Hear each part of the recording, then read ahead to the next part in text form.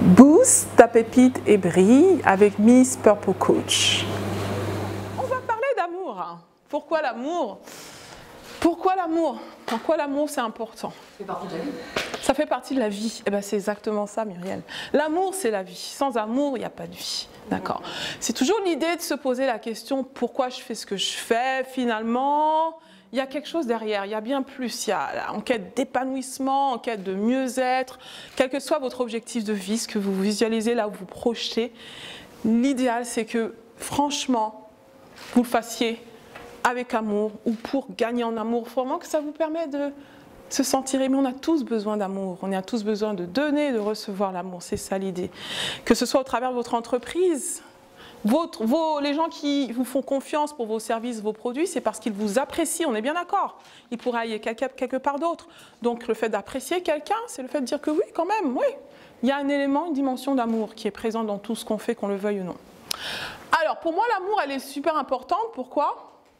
Je me suis rendu compte, dans mon parcours d'entrepreneur, j'ai rapidement, comme je vous ai dit ce matin, trouvé ma voie. C'est vrai, ça a été déterminant le jour où je me suis posée, j'ai écrit ma mission de vie, que j'ai aligné mon parcours professionnel à ma mission de vie. Donc ce que je fais, ça a du sens. Mais pendant des années, j'étais super épanouie dans mon business, dans ma profession, dans tout, sauf en amour, sauf dans ma relation personnelle. Et là, je parle de ma relation maritale. Pendant des années, j'ai vécu dans un mariage sans amour, où je ne me suis pas sentie aimée. Pendant des années. Et ça a été très difficile. Mais malgré tout, comme j'étais épanouie dans tout ce que je faisais, ça me permettait justement de, malgré tout, ouais, de me sentir quand même, bon, allez, on continue malgré tout, voilà, tu fais avec, tu prends le bon côté des choses, tu es positive, voilà. Je suis quelqu'un de positif, donc je me suis focalisée sur ce qui m'a fonctionné plutôt que ce qui ne fonctionnait pas. Donc, il n'y avait pas trop de solutions pour ça. Mais il y a quelque chose qui m'a permis de me dire, mais Muriel, si tu avais su, tu aurais fait peut-être les choses autrement. Parce que quand je me suis mariée avec, c'était un premier mariage, donc il m'a posé la question, que puis-je faire pour t'aimer? Et j'avais aucune réponse à ça. J'ai dit, bah écoute, aime-moi tout simplement, j'ai aucune idée, moi. Voilà. Mais si j'avais su quel était mon langage d'amour, si j'avais su lui dire comment m'aimer, ça aurait peut-être changé la donne. Et en même temps, j'ai tout fait pour lui montrer l'amour de différentes façons par rapport à ses langages, mais il n'y avait pas de... Soit l'amour, il y a des difficultés, soit en fait, on a du mal à recevoir ou on a du mal à donner. Donc il y a des gens qui avaient du mal à recevoir l'amour, il y en a qui ont du mal à donner. Et pour certains, on a du mal à la fois à donner et à la fois à recevoir. Et c'est là où ça peut être bloquant. Je me suis rendu compte que dans une relation, ce qui est important, c'est de prendre le temps justement de se connaître au niveau de son langage d'amour, comment on veut être aimé. Comment on veut s'aimer déjà soi-même, comme on l'a vu ce matin, le fait d'être son meilleur ami, de s'aimer, de s'accepter, de se valoriser, pour aussi permettre aux autres aussi de nous aimer dans le sens qu'on souhaite, pour qu'on se sente réellement aimé. Donc voilà. Pourquoi c'est pertinent pour moi de vous parler de l'amour? Parce qu'on peut être épanoui dans son business, dans son entreprise, dans sa profession, mais si on a amour, on l'est pas, il manque un petit chouïa de quelque chose. Et pendant des années, il m'a montré un petit chouïa de quelque chose pour vraiment briller. Mais aujourd'hui, je suis contente que j'ai trouvé vraiment l'amour et que j'ai quelqu'un à mes côtés qui m'aime vraiment, qui comprend mon langage et c'est du donner pour recevoir, donc ça va dans les deux sens. Donc ça, c'est l'histoire un peu de vie perso pour vous permet de comprendre pourquoi c'est si important pour moi que la femme soit épanouie à 360 degrés. Parce que je peux dire qu'aujourd'hui, je suis une femme vraiment beaucoup plus épanouie dans ma vie perso et dans ma vie pro. Je suis vraiment alignée et j'évolue dans cet alignement. Alors, on va passer au vif du sujet.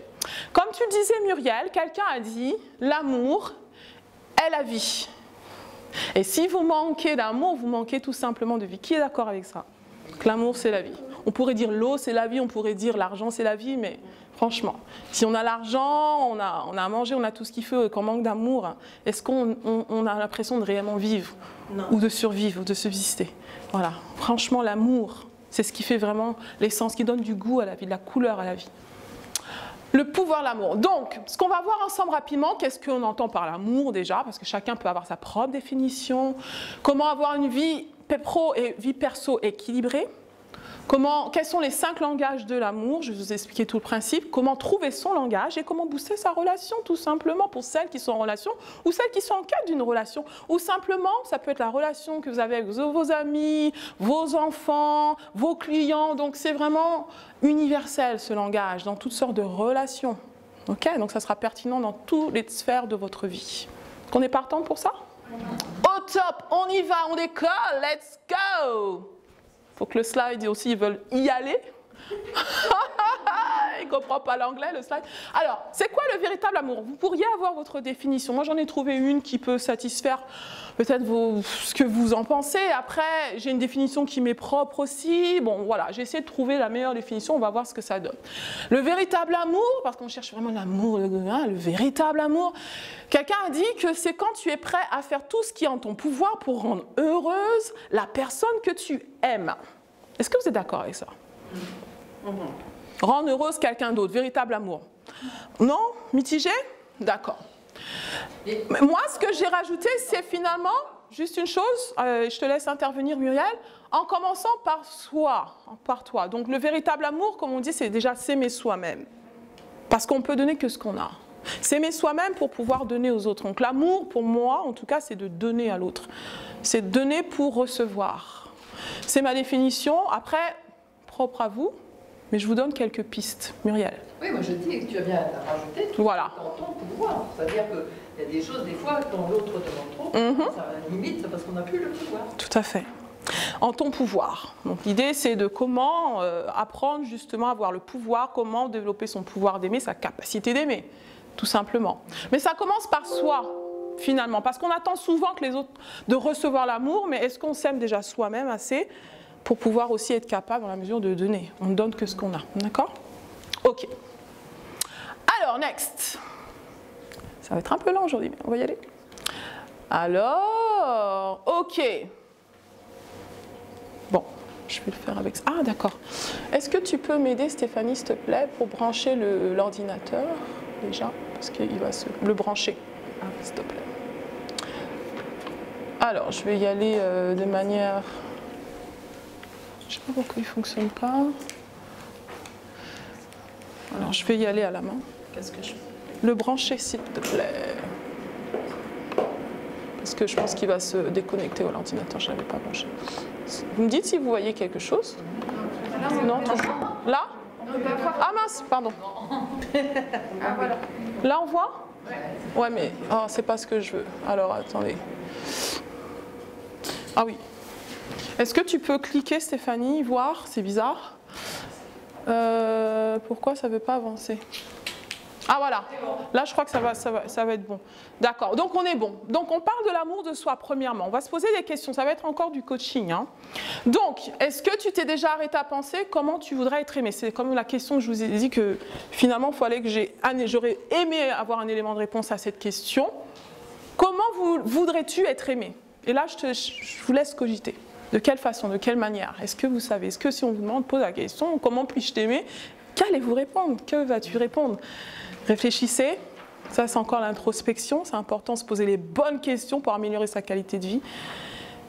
Qu'est-ce que vous répondrez à ça? J'aimerais vraiment vous réfléchissiez, écrivez quelque chose. Et on va voir à la fin en quoi ça va être. Est-ce que ça va être vraiment en phase avec ce que je vais vous présenter, des langages d'amour?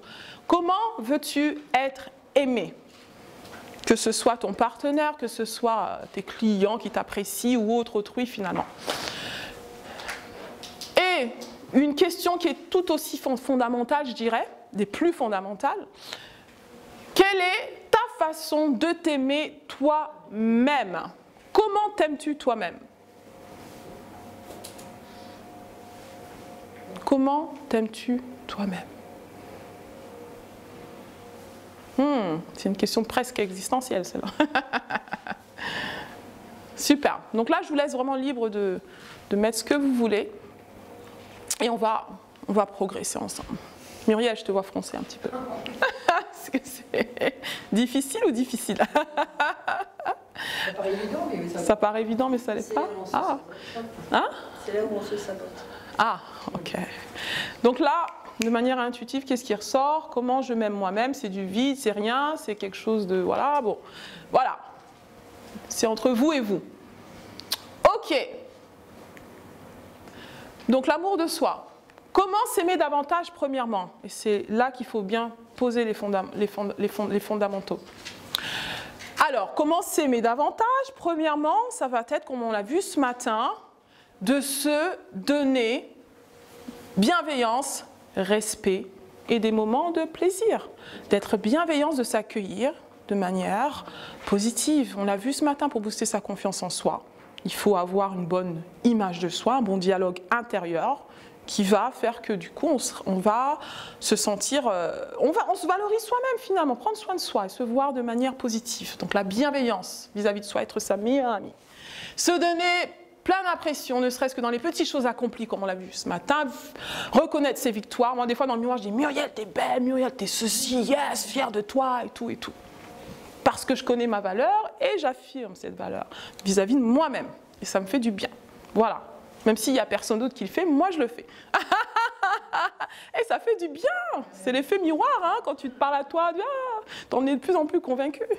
Donc, voilà. Quelqu'un a dit, fais attention quand tu parles parce qu'il y a quelqu'un qui t'écoute et cette personne, c'est toi. Voilà. Même si tu es seul, tu t'écoutes toi-même. Et voilà. Du coup, deuxièmement, de prendre la décision de choisir d'être heureux et d'agir en ce sens. Donc, avant tout, le fait de se sentir aimé, c'est un état d'esprit, de s'aimer soi-même. C'est un état d'esprit, c'est comme la confiance en soi. C'est de l'ordre des croyances. Qu'est-ce que je crois de moi? Quelle perception j'ai de moi-même? Donc, s'écouter parler, quand tu te parles à toi-même, qu'est-ce que tu dis à toi-même? Et c'est à partir de là, tu peux faire un bilan. Est-ce que c'est positif, négatif? Comment je peux changer ces croyances? Que le changement partira à partir des croyances. Okay?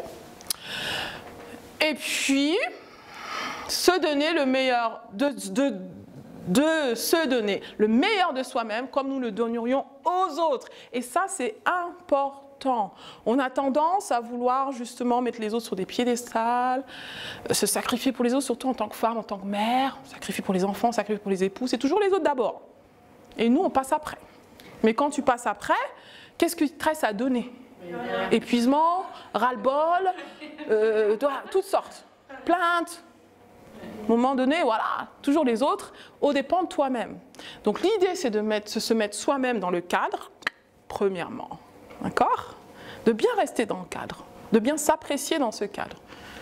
Et après, on peut donner aux autres, encore et davantage, parce que plus on a, plus on peut donner. D'accord? C'est ça l'idée. Est-ce que vous êtes OK avec ça? Muriel? Je ne sais pas si c'est approprié, mais moi j'avais donné, le 1er mai dernier, j'ai donné ma démission à la maison quant au traitement du linge à laver. Ah! T'as démissionné de laver le linge chez toi, c'est ça? Je savais pas que c'était un job, tu étais employé pour ça? D'accord.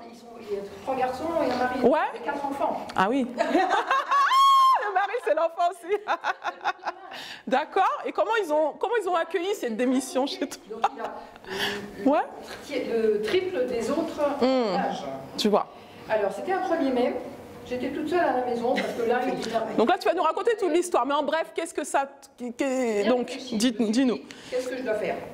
Aider là, les poubelles? Non. Puis je le dis, donc, c'est ça. Je rends mon tablier.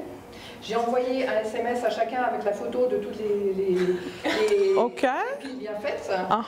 Ils ont leur téléphone et ils les regardent 23h sur 24. Mon mari m'a répondu « Félicitations, mon amour, je t'aime. » Toi, tu as sauvé ton linge. Ok. Je vois. Donc, ce que tu recherchais, c'est de la reconnaissance, si je comprends bien. Parce qu'une fois que ton mari t'a... C'était quoi? J'avais déjà décidé que je ne faisais plus. Donc, déjà, il y a Julien... Pourquoi? Pourquoi tu faisais... Parce que c'est terminé, ça fait 20 ans que ça dure. Ça finit, quoi. D'accord. La machine, au début, je me disais, la machine, on l'a cassée s'il l'utilise. Après, je dis, c'est horrible, il gagne. D'accord. Et finalement, qu'est-ce que ça t'a... Et j'osais pas. Ouais.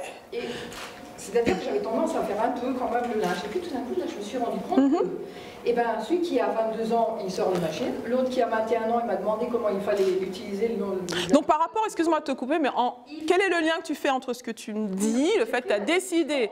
De choisir... Et le fait de se valoriser soi-même, de s'aimer soi-même. Parce que du coup, j'ai du temps. Tu as du temps, donc tu as gagné en temps. À chaque fois. Ok. Tu as plus de temps pour toi-même, c'est ce que je comprends bien, c'est ce que tu recherches. Il y a un respect finalement. D'accord. À la maison, voilà. Tout en gardant l'équilibre à la maison. Exactement. Ok, au top, super, merci, bravo. D'accord, ok. Alors, et finalement, j'ai passé quelque chose, c'est d'éviter de rester seul avec ses souffrances. Et je pense que ça, c'est important. Le fait de parler des choses comme là, on parle d'amour, des choses qu'on en parle rarement, ça soulage quand on en parle. Donc, chercher du conseil, de la bienveillance auprès de proches, des personnes à qui on peut se confier. C'est important, plutôt de rester dans ses souffrances. D'accord? Alors, Bon, pour celles qui sont mes super coachées, elles connaissent ça, les sphères de vie. Qui a fait cet exercice? Ça? Oui, tu l'as fait, Tania. Je sais que Muriel l'a fait, elle a vu très pertinent. Alors, comment trouver le bon équilibre entre la vie pro et la vie perso? Parce que c'est souvent ça, hein, pour les femmes professionnelles, en machin, on a la maison à gérer, on a les enfants à gérer, on a tout ça à gérer, tout un tas de casquettes. Et des fois, ça peut être surchargé mentalement, les burn-out, les machins. Donc, ça arrive beaucoup, d'accord? Les entrepreneurs aussi. C'est parfois difficile de pouvoir gérer les deux, d'accord? Donc, un exercice ici, tout simple, qui vous permet déjà de faire un bilan sur votre vie, l'équilibre de votre vie, équilibre vie pro et vie perso. Alors vous allez faire cet exercice avec moi et l'idée c'est de, avant d'embarquer dans un nouveau projet, un nouveau quelque chose, déjà faire le point où j'en suis. Est-ce qu'il est intéressant à ce moment de ma vie de pouvoir prendre d'autres obligations alors que déjà mon équilibre n'est pas top, d'accord? Mais c'est vraiment faire le point pour voir où vous voulez vous projeter par rapport à ça. Donc je vais vous demander, chaque sphère de votre vie est représentée par un cercle. Premièrement, je vais vous demander de dessiner où vous en êtes déjà maintenant par rapport à la sphère personnelle, c'est-à-dire par rapport à vous-même. Le temps que vous passez avec vous-même, le temps que vous passez pour investir en vous-même, pour vous sentir bien, votre bien-être, le reste et le reste, pour vous sentir épanoui. Vis-à-vis de vous en tant que femme, unique, spéciale, voilà. Je fais une petite bulle, une grande Une bulle selon la proportion de combien de, en proportion, le temps, ton temps personnel, la façon dont le rapport avec toi-même, qu'est-ce que ça représente? Si tu dois le représenter dans un cercle, en pourcentage ou la dimension du cercle, tu peux mettre en pourcentage. Qu'est-ce que tu considères comme le social? Je te demande pour l'instant, tu fais le personnel. On va faire le reste après. D'accord? Est-ce que vous avez fait le personnel? Je vais répondre à ta question dans une minute. Donc, dessinez d'abord le personnel. OK. Super, vous pouvez mettre un pourcentage comme vous voulez. Après, vous allez voir vis-à-vis de ça la famille. Souvent, ces sphères peuvent être, comment dire, elles peuvent être liées entre elles. Elles peuvent être liées entre elles, donc elles peuvent s'entrecrocher comme ça, d'accord? Donc la famille en proportion, donc le temps avec votre famille, ce que vous faites en famille, que ce soit vos concubins, les enfants, famille proche, etc. D'accord? Si vous prenez par exemple une journée, vous pouvez évaluer dans le cadre d'une journée, qu'est-ce que ça représente, le temps de votre journée passé en famille par exemple. Ça vous permet d'évaluer un petit peu la proportion que vous donnez à ce cercle-là, ok? C'est clair pour tout le monde? D'accord. On évolue, on fait la même chose pour le travail, le temps passé au travail, l'énergie dépensée au travail, le temps passé et le reste. Pour celles qui sont en quête entrepreneur, c'est la même chose. Votre entreprise, celle qui avait deux activités, ben voilà, vous allez coupler le tout et puis faire une représentation du cercle. Top. Le social, ben c'est le rapport avec les amis, les collègues, si vous faisiez partie d'associations, de réseaux, ce genre de choses, d'ordre social, le temps que vous passez. Tout ce qui est social par rapport aux autres. Et là, donc, vous allez avoir différentes tailles de cercles. Ok? C'est votre vie aujourd'hui, présentement. Après, pour se projeter, maintenant, vous allez vous dire, par rapport à ce que j'ai identifié, personnellement, idéalement, d'ici un mois, par exemple, comment je souhaiterais évoluer par rapport à le temps que je passe pour moi, le temps que les choses que je fais pour moi-même. Est-ce que ce cercle va grandir, il va rétrécir? Comment veux-tu qu'il évolue d'ici un mois? On sait se projeter, idéalement. D'accord? On se projette. C'est clair pour tout le monde? D'accord. Donc là, la taille du cercle peut changer ou elle peut rester la même si vous en êtes satisfaite. Est-ce que je suis satisfaite du temps que j'investis en moi, personnel? Donc vous commencez par la sphère personnelle. Toujours. Toujours soi avant. C'est comme il a dit, Hakim, donc on se pèse soi-même d'abord. Là, c'est le même principe. On passe du temps avec soi d'abord. Okay? Après, donc la famille. La sphère familiale, est-ce qu'elle évolue, est-ce qu'elle reste la même? On fait la même chose pour le travail et le social. Donc ça, c'est l'idéal. Et on le construit maintenant, on se projette maintenant. Disons dans un mois, c'est les petits pas encore, comme on dit. Hein. Objectifs, des petits objectifs. Donc, dans un mois, maintenant, vous avez fait une représentation de comment vous voulez représenter que vos sphères, différentes sphères de vie se concrétisent, si on peut dire. D'accord? Alors, l'idée par rapport à ça, c'est se mettre en action. Quel objectif vous allez poser? J'aimerais que vous puissiez définir une phrase d'action. Je veux faire ceci, cela. C'est la prochaine étape pour pouvoir arriver là. Une action par rapport à votre sphère perso. C'est ce qui m'intéresse dans un premier temps. D'accord? Quelle action vous allez poser pour votre sphère perso? Pour passer plus de temps avec vous-même, vous sentir mieux, pour votre mieux-être, pour vous valoriser, pour apprendre à être plus confiante, à faire des choses qui vous tiennent vraiment à cœur, qui vous fait vibrer pour vous-même. Non pas pour votre famille, mais pour vous déjà. Ok? Super. Donc là, c'est vraiment, je vous donne juste des petites pistes de ce qui est possible. Et l'idée, c'est de se mettre en action. Et dans un mois, vous revenez, vous voyez si ça a évolué, vous pouvez refaire le schéma et voir en quoi ça a évolué. Donc l'idée, c'est que pour chaque sphère, vous pouvez poser une action et un objectif à accomplir et dans un mois, vous évaluez, vous refaites l'exercice. Ok? C'est clair pour vous? Et c'est un exercice que vous pouvez faire continuellement. Utile ou utile? Ok. Alors, on va passer maintenant au langage d'amour. Merci. Les langages d'amour. Alors, je me suis inspirée de ce livre. Qui l'a déjà lu? Qui l'a déjà vu? Moi, je l'avais déjà vu. Ouais? Ouais? Super. Merci. J'ai lu ce livre et c'est ce livre qui m'a donné beaucoup de déclics dans ma vie amoureuse actuelle. Voilà. Alors pour vous dire que voilà, donc Gary Chapman a écrit ce livre. Il est pasteur, il est aussi conseiller conjugal, donc il a des cours, il enseigne des couples, tout ça, et du conseil à différents couples. C'est un Américain. Il a écrit ce livre qui est disponible et je vous recommanderais de le lire, franchement. Donc je me suis inspirée de ces livres, les 5 langages d'amour. Donc je vais vous expliquer de quoi il s'agit. C'est les 5 manières finalement de manifester notre amour. Il a défini qu'il y a 5 langages d'amour pour mieux s'aimer soi et mieux aimer les autres. Donc c'est à la fois du donner et du recevoir. Comment recevoir, donner l'amour. 5 langages. On a tous, le principe de base, c'est qu'on a tous un réservoir d'amour. Levez la main si vous êtes OK avec ça. On est bien d'accord, ça c'est le principe de base, d'accord. Un réservoir d'amour. Et dans ce réservoir, il dit que ces 5 langages s'expriment, tu vois. Donc du coup, ce réservoir, il doit être rempli. Et pour être rempli, il doit s'exprimer au travers ces 5 langages. Tous ces langages, idéalement, mais on a un langage qui est beaucoup plus prononcé que d'autres. Donc l'idée, c'est de comprendre ce que ces langages signifient et trouver son langage par prédilection. Il a parlé des paroles valorisantes, je vais les expliquer, les moments de qualité, il a parlé des cadeaux, les services rendus, le toucher physique. Tout ça constitue les 5 langages d'amour qui doivent faire que votre réservoir soit rempli. On va faire un test aussi, on va faire tout ça aujourd'hui, pour savoir où on en est par rapport au réservoir d'amour. Et comment le remplir. Ok. Alors, j'évolue. Alors, premièrement, donc les paroles valorisantes. Se dire, tu es formidable, tu es jolie, tu es ceci, tu es cela. Donc, se le dire à soi-même déjà. Mais les paroles valorisantes, comme le psychologue William James a dit, c'est le principe le plus profond de la nature humaine, c'est la soif d'être apprécié. On a tous besoin d'être appréciés. Tous besoin d'être appréciés. Par les paroles d'encouragement, des compliments et des mots gentils. C'est valorisant quand quelqu'un nous dit ouais, j'apprécie ce que tu as fait pour moi, je t'apprécie tel que tu es ceci, tu es cela, ça fait du bien, ça donne du baume au cœur, comme on dit. D'accord ?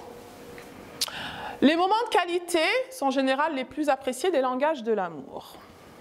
Il s'agit du temps qu'on passe tout simplement avec quelqu'un d'autre. Peu importe que ce soit l'activité en cours, finalement, le but c'est de se retrouver dans la présence de l'autre, tout simplement, pour des choses qui peuvent paraître minimes, prendre un café ensemble, sortir au cinéma, ou peu importe, s'asseoir sur le sofa, discuter, dans les yeux, des petites choses comme ça, ouais, qui montrent que du coup, on est apprécié parce qu'on nous donne de l'attention, voilà, tout simplement.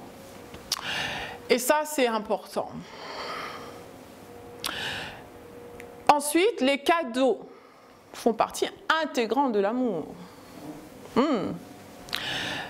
C'est des symboles visibles de l'amour. Finalement, les cadeaux, souvent on se dit, peu importe la valeur, c'est comment dire, c'est l'intention qui compte. On dit souvent ça, ouais. Ce qu'on pense après, c'est autre chose. Mais finalement, voilà, c'est les attentions, les petites attentions qu'on nous donne au fur et à mesure d'une relation. Donc, ce qui compte, c'est que vraiment qu'on ait pensé, que quelqu'un ait pensé à soi, que quelqu'un ait pu prendre le temps vraiment de penser à soi. De penser à nous, pardon. Les cadeaux. Les services rendus sont toutes les aides qui feraient plaisir à votre partenaire, qui vous feraient plaisir. Vous efforcez de lui être agréable en lui rendant service. Ok, tout simplement, ben, comme tu disais, ben, faire le ménage, ça rend service à la famille, n'est-ce pas? Ouais. Il faut savoir déléguer. Et c'est vice-versa aussi, c'est le conjoint vis-à-vis de l'autre, c'est les enfants aussi qui font leur part de service. Donc ça, idéalement, ça s'exprime dans tous les sens, dans les d'accord? C'est vice-versa. Mais en tout cas, les services, ça fait toujours plaisir quand quelqu'un vous rend service. Les gestes, le toucher est un moyen de communication de sentiments d'amour, on est bien d'accord. Donc l'entraîne des mains, les baisers, les enlacements et les relations aussi sexuelles, ça fait partie aussi de l'expression du langage d'amour, des gestes qui sont importants aussi dans la relation. Il y a des personnes qui sont plus tactiles que d'autres, d'autres le sont moins. C'est ça le truc. Donc c'est apprendre justement à se connaître. Est-ce que je suis tactile? Est-ce que j'aime vraiment le toucher? Est-ce que plutôt moins? Mais l'idée c'est, voilà, pour quelqu'un qui est tactile et qui manque justement de recevoir ce langage d'amour, ça peut vraiment être frustrant. Vraiment frustrant. Vraiment, voilà. Donc la gestuelle, c'est important, les gestes, du moins. Ok, on est clair sur ce que sont les langages d'amour. Finalement, c'est simple, c'est clair. Okay, et je pense qu'on peut se retrouver dans l'un de ces langages ou plusieurs de ces langages. L'idée, c'est maintenant de tester pour connaître son langage d'amour par prédilection. Et ça va être important. Alors, est-ce que vous êtes toutes claires sur votre langage d'amour, selon vous? Qui est clair? Ouais, ok. Quelques mains se lèvent, certaines ne sont pas claires. On va faire le test et on va voir si ce que vous pensez est vrai. Et puis on va évoluer à partir de là. Alors, le test, simplement pour vraiment être clair sur votre langage d'amour, c'est se poser la question, pour me sentir aimé de mon partenaire, j'ai besoin plus que tout que... Non, c'est pas ça. C'est ça, cette question. L'idée, c'est que tu fais à ton partenaire ce que tu voudrais qu'il te fasse. Et par rapport à ce que tu vas répondre, ça a de grandes chances que ça soit ton langage d'amour. Par exemple, je vais, vis-à-vis de mon partenaire, constamment le valoriser. Des paroles valorisantes constamment. Ça veut dire que j'ai besoin de recevoir ça. Donc ça veut dire que finalement, c'est ce dont j'ai besoin. Je donne ce que j'ai besoin. C'est toujours l'effet miroir. Donc posez-vous la question, pose-toi la question, comment j'ai tendance à m'exprimer dans l'amour pour l'autre? Et ça donnera une piste finalement, il y a de grandes chances que ça soit mon propre langage d'amour. Parce que finalement, on est bien d'accord, dans le langage courant, quand on parle à quelqu'un, on parle sa langue. D'accord, voilà, donc du coup, je vais vous parler ma langue, c'est normal. Donc du coup, voilà, on a tendance à parler son propre langage. Donc, avec ça en tête, qu'est-ce que vous écrirez? J'aimerais bien que vous puissiez commencer à écrire. Ben, moi, j'ai tendance à montrer l'amour selon tel langage. Là, c'est une piste. On va voir vraiment si ça se confirme. OK? Alors, un autre test à faire, c'est ceci. Donc, pour me sentir aimé de mon partenaire, j'ai besoin plus que tout. D'accord? Et là, on va classer les langages d'amour par ordre de préférence. D'accord? C'est ça l'idée. Alors, premièrement, vous avez besoin de plus que tout, selon vous, de quel langage? Premièrement. Moi, j'en ai que 4. Il y en avait 5. Hein. Il y en a 5. Alors, on va revenir. Tu peux les nommer? Il y avait compliments, cadeaux, service rendu, gestes. Et moment de qualité. Ah, voilà. Donc, selon vous, intuitivement, qu'est-ce qui ressort le plus pour vous? Pour vous sentir plus aimé ou aimé de votre partenaire, de quoi avez-vous besoin? Que ce soit votre partenaire si vous en avez, si vous n'en avez pas, c'est vos proches. Vraiment. De quoi vous avez vraiment besoin? Qu'est-ce qui vous manque réellement, selon vous? Et là, vous écrivez. D'accord? Selon vous, de quoi a-t-il plus besoin, premièrement? Et pour être clair sur ça, ben, comment il a tendance à s'exprimer par rapport à vous, premièrement? Parce qu'il va parler son langage, votre partenaire. S'il a tendance à venir avec des gestes, s'il a tendance à venir avec toujours vous dire des paroles valorisantes, ce genre de choses, s'il a tendance à vouloir passer des moments de qualité avec vous, grande chance que ça soit son langage. D'accord? Et vous pouvez faire l'exercice avec un proche si vous voulez aussi.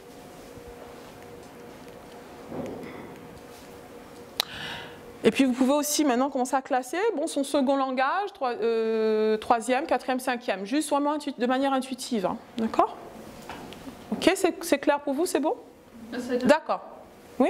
La troisième question, c'est... Pour toi et pour ton partenaire. Là, c'est ton partenaire. Ou... Voilà. C'est bon? Alors, le meilleur moyen de... Oui, c'est quelque chose que tu pourras poursuivre à la maison, mais le meilleur moyen de trouver le langage sur son partenaire, c'est de voir comment il s'exprime vis-à-vis de nous, vis-à-vis de toi, finalement. D'accord? Alors, un autre test, c'est quel est ton niveau de réservoir d'amour. Donc, sur une échelle de 0 à 10, si je te demande, où te situes-tu par rapport à ton réservoir d'amour en ce moment?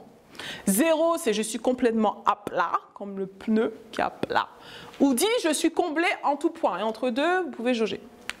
Donc là, intuitivement, où tu te situes entre 0 et 10? Sur ton réservoir d'amour.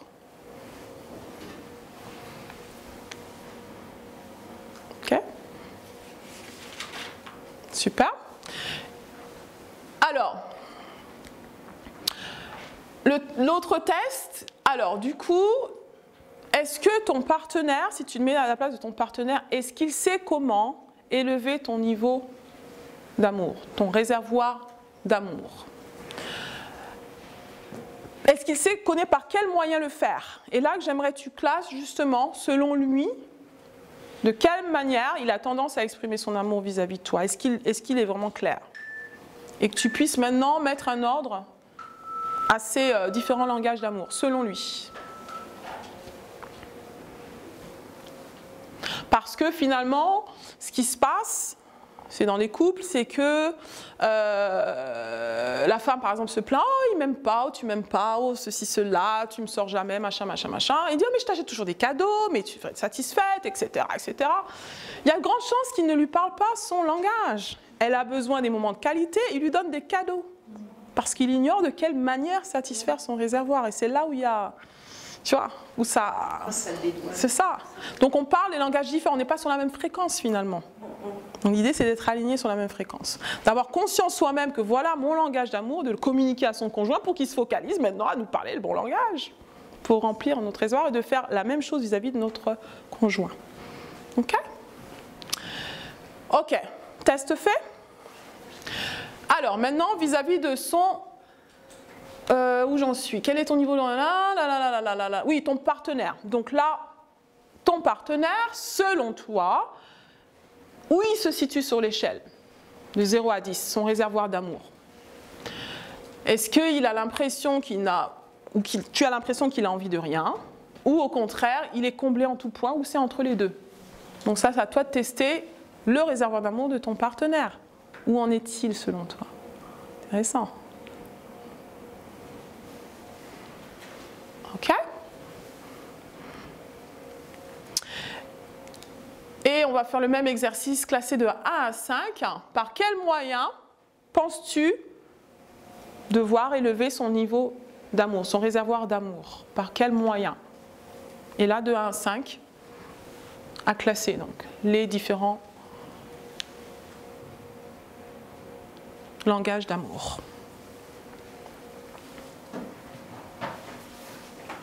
Donc là, c'est encore écouter ton partenaire parler. Qu'est-ce qui te demande le plus? Est-ce qu'il dit, bah, chérie, j'ai envie qu'on passe plus de temps. Chérie, j'ai envie qu'on fasse ceci, cela. Et là, tu sauras. Ok? Super. Je sais que le temps m'est parti. Ok? Finalement, est-ce que là, ça vous donne une meilleure idée de comment apprendre à se connaître déjà, comment on veut être aimé, comment l'autre veut être aimé, est-ce qu'on est en phase en ce moment où on ne l'est pas, d'accord? Donc ces tests permettent de voir les décalages, les incompréhensions, les différences de langage, voir est-ce qu'on est sur la même fréquence ou on ne l'est pas finalement, d'accord? Par rapport à ça, maintenant, on va se dire bon, on peut faire quelque chose, ok? L'idée c'est d'avoir en tête que donner c'est recevoir. Donc si tu veux booster ta relation, que finalement vous parliez le bon langage vis-à-vis de l'autre, c'est déjà toi d'être clair sur le langage de ton partenaire et de commencer à parler son langage pour qu'il s'en rende compte et que après éventuellement c'est l'effet miroir qu'il apprendra à parler ton langage. Donc là après c'est question de... Dans le moment tu ne veux plus rien donner. C'est bon, ouais. Donner c'est recevoir. En même temps donner... On peut donner, mais on doit être dans une dimension aussi de la communication, ça aide. Donc le fait de communiquer ton langage d'amour, à un moment donné, de se dire, bah écoute, Je reconnais que finalement, tu as tendance à me faire ci, ça, mais moi, ce qui me parle le plus, c'est ça et ça. Tu vois ce que je veux dire? Donc là, c'est... Bon, quand tu reçois jamais, après, tu donnes plus. Après, quand tu reçois jamais, ok, ça c'est une chose. Est-ce que l'autre est prêt à donner? Oui ou non? C'est ça l'idée. S'il est prêt à donner et qu'il donne mal, autant l'éduquer sur la façon dont il devrait te donner. Et là, je pense que c'est question de communication. D'accord? De clairement communiquer. Moi, je sais qu'avec mon mari, donc on en a parlé de ces choses-là. On a même lu le livre ensemble. Donc, je lui ai dit, voilà, moi, c'est ça, ça. D'ailleurs, hier encore, on en parlait. J'ai dit, je veux parler de ça, il faut qu'on soit clair. Est-ce que vraiment... On a fait le test. Et il connaît bien mon langage d'amour, premier. J'ai fait quelques modifications. Les deuxièmes, c'est ça, plutôt ça avant ça. Hein. Et puis, pour toi, c'est quoi? Ah, oui, oui, c'est ça. Bon, j'ai bien. OK, on est bien en phase. Donc, l'idée, c'est d'avoir, à un moment donné, déjà vis-à-vis de soi et vis-à-vis de l'autre, de communiquer à l'autre. Et s'il est vraiment désireux de pouvoir donner aussi dans le bon sens, ben, normalement, ça devrait passer. Après, c'est question de volonté. On ne peut pas forcer, mais on peut quand même essayer de communiquer clairement nos attentes. Et je pense souvent ce qui nous fait défaut, c'est ça. Si on n'est pas clair avec soi-même, comment l'autre peut être clair avec nous? Est-ce que ça répond à ta question? D'accord? Après, si tu veux, on en parle plus. On peut creuser un petit peu. Mais vu le temps, on va finir ici. Alors du coup, est-ce que ça a été pertinent pour vous? Oui. Ok, levez la main si ça a été pertinent. Sans vous forcer. Ouais, je pense qu'on doit quand même creuser. Donc l'idée, c'est la mise en pratique qui va être déterminante. D'accord? Donc premièrement, c'est vis-à-vis de vous, apprendre à vous aimer, à parler votre langage pour vous-même, à l'exprimer à l'autre. Déjà, c'est important. Et aussi de le donner à l'autre. Aussi, donner son langage. Parce que c'est l'effet miroir. Ce qu'on veut recevoir, il faut le donner. Si tu veux récolter quelque chose, tu dois semer. Après, on peut semer comme tu dis, et peut-être des fois ne pas récolter, ne jamais récolter. Moi, je sais, je suis passée par là. Mais au moins, tu auras été clair sur tes attentes. Et ça, la clarté, c'est super important. Ouais? Est-ce que tu as l'impression d'avoir été clair jusqu'alors sur ton langage d'amour et comment tu le communiques à l'autre? Ouais? D'accord. Donc si tu es clair, c'est bien. Après, il faut vouloir jouer le jeu à deux. C'est ça le truc. Super. Tu sais, Oui? à notre époque, Ouais. est-ce que ça vient encore à l'idée de s'écrire des lettres entre mari et femme? Bah, je sais pas. Des poèmes, des lettres, tout est possible. Hein. Il faut une époque Ouais. s'exprimer comme ça. Que ce soit des lettres, des textos, des WhatsApp, finalement. La communication, c'est plus exprimer dans ce genre de... Ben, en fait, ça, c'est un moyen. La lettre, c'est du papier. Maintenant, on peut s'exprimer les mêmes choses par d'autres moyens. On arrivait à pouvoir s'exprimer. Maintenant, on n'exprime plus rien. T'as l'impression. C'est vrai qu'avant, on prenait un joli papier à lettres, Ouais. on prenait tout ça avec l'enveloppe assortie. C'est vrai. J'avais fait des lettres comme ça. C'est vrai que le fait d'écrire, ça ancre les choses. C'est bien. Ça demeure, l'écrit demeure. Super. Alors, je vais devoir terminer sur ce. C'est vrai que c'est un sujet qui est super pertinent, intéressant, je vous le donne bien. Alors du coup, pour celles qui veulent aller plus loin, venez me voir, d'accord? Je sais qu'avec Muriel, on a eu pas mal de déclics aussi sur la vie perso, malgré qu'on travaillait sur du pro. Et c'est ce qui a généré le fait, je me dis, j'ai quelque chose à faire, je dois creuser, parce que ça l'a vraiment aidé. Je voudrais à Muriel de peut témoigner juste une minute. Tu peux témoigner. Tu peux te mettre devant la caméra, parce que la caméra qui filme rapidement, vraiment une minute, hein, des petits déclics comme ça. Voilà, un petit lapsus, et puis on va finir. J'ai commencé avec Muriel, et c'est vrai que j'étais paniquée, terrorisée pour parler en public, ça c'était pas possible. Donc j'avais plein de blocages, plein de choses qui n'allaient pas. Et on a déterminé ensemble avec Muriel, c'est vraiment une collaboration, que voilà, ce que je voulais être, c'était authentique, lumineuse, hein, et naturelle. Hein. Et voilà, donc c'est pour ça que devant vous, là, je me sens beaucoup mieux. Et puis, ensemble, on a trouvé aussi, je suis arrivée à me poser des questions, mais qu'est-ce que je veux vraiment? Et puis à un moment, je me suis dit, mais en fait, je trouvais le temps de pouvoir m'organiser pour passer plus de temps avec mon mari. Organiser des choses avec lui, alors qu'avant, j'étais plus comme un courant d'air, et voilà, parce que j'y travaillais en 3-8, etc. Donc déjà, faire ce coaching et d'arriver à trouver du temps, trouver ce temps pour passer du temps en plus avec mon mari à organiser des choses avec lui, je trouve que c'est super sympa, comme ça. En fait, c'est l'essentiel du retour aussi à notre quotidien et à la qualité de notre quotidien. Voilà. Donc en plus évidemment de mon amélioration au niveau de ma vie professionnelle, où là-dessus je me sens beaucoup mieux, et comme je disais à Muriel, des fois je n'étais pas du tout contente avec la personne qui était en face, celle qui s'appelait Muriel. Des fois j'en voulais à Muriel, parce qu'elle m'obligeait à faire des choses que je n'avais pas vraiment envie de faire. Par exemple parler devant une caméra, vous voyez ce truc là-bas, et après, je me suis dit, mais finalement, c'est pas elle qu'il faut que j'envoie. C'est moi, il faut que je me remette en question pour aller de l'avant. Super Muriel, merci beaucoup. Wouh, superbe. Ok.